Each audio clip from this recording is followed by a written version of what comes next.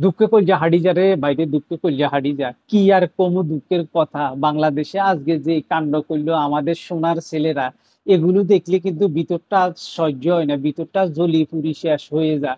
আমরা এত কষ্টের টাকা দিয়ে এমবি কিনি, সেই এমবি কিনি কিন্তু বাংলাদেশের খেলা দেখি মনের ভিতরে শুধু ছটফটাইতেছে বাংলাদেশের খেলা কখন শুরু হবে, কখন শুরু হবে। একদিন আগ থেকে যখনই আমরা খেলা দেখি, তখনই কিন্তু আমরা এক বুক হতাশা নিয়েই কিন্তু আমরা আসতে হয়। কেন রে ভাই? এটা কি? এটা বুঝতেছি না। আপনারা কিন্তু বলবেন। যেমন দেখুন আমাদের বাংলাদেশে অনেক মানুষ, যেটা আমি সংখ্যায় বলবো না। সংখ্যায় বলতে গেলে অনেক সবাই জানেন, কিন্তু তাদের ভিতর থেকে আমাদের এই সোনার ছেলেগুলোকে বেছে নেওয়া হয়েছে আমাদের দেশকে উজ্জ্বল করার জন্য, আমাদের দেশের জন্য লড়ার জন্য। বিভিন্ন দেশের কান্ট্রির সাথে আমাদের দেশের সোনার ছেলেরা খেলবে, আমরা দেখব। ক্রিকেট খেলা, ওহ! কত আনন্দ! আমরাও কিন্তু খেলি। এখন খেলা দেখা শেষে সবসময় আমাদের মাথায় ডিপ্রেশন, যন্ত্রণা। আইরে ভাই কি করল? সবকিছু সুন্দর চলতেছে। আমরা দেখতেছি শুরু থেকে সুন্দর ফিল্ডিং হচ্ছে, সুন্দর বোলিং হচ্ছে। মোটামুটি মনে অনেক আশা। ইনশাআল্লাহ বাংলাদেশ জিতবে, বাংলাদেশ জিতবে। ওরে হঠাৎ করে দেখতেছি খেলা কি ভিতরে কি হয়ে গেল বুঝতেছি না। আরে ভাই কি আর বলবো কষ্টের কথা। আমরা কি সবসময় কি হতাশা নিয়ে থাকবো? আমাদের কি হতাশা শেষ হবে না?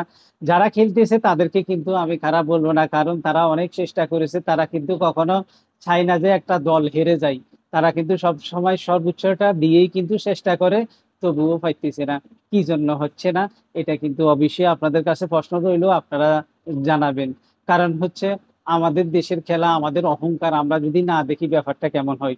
অবশ্যই আমরা কিন্তু আমাদের দেশের খেলা দেখব, যারা খেলতেছে আমরা তাদেরকে উৎসাহ দিব। এটাই আমাদের কাজ। তারা ছক্কা মারবে, আমরা হাতে তালি দিব। এটাই কিন্তু, আমরা আর কিছু না। আপনারা সুন্দর একটা ম্যাচ আমাদেরকে উপহার দিবেন। আমরা কিন্তু সবসময় এটাই চাই। তো সবার প্রতি রিকোয়েস্ট থাকবে ভাইয়ারা, আপনারা কিন্তু বাংলাদেশের খেলা ছাড়ি দিবেন না। বাংলাদেশের খেলা চাওয়া বন্ধ করে দিবেন না। কারণ আমরা খেলা দেখবে, হার-জিত আছেই। কথা হচ্ছে আজকে হেরে গেছে, আবার জিতবে, আবার দেখব। কথা হচ্ছে আমরা কিন্তু খেলা দেখবই। যাই কিছু হোক না কেন। কারণ আমাদের সোনার ছেলেরা রয়েল বেঙ্গল টাইগার, তারা কিন্তু আমাদেরকে কখন কোনটা উপহার দিয়ে দেয় আপনারা কল্পনা করতে পারবেন না। কারণ বাঘ যদি একবার গর্জন করে উঠে, তখন বুঝতে পারবেন বাঘের ক্ষমতা কতদূর।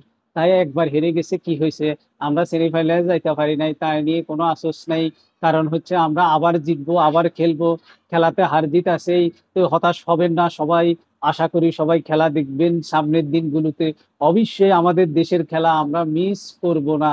ইনশাআল্লাহ আমরা কিন্তু আছি সবসময় আমাদের টাইগারের সাথে। আপনারা অনেক দূর এগিয়ে যান। ধন্যবাদ সোনার ছেলেরা।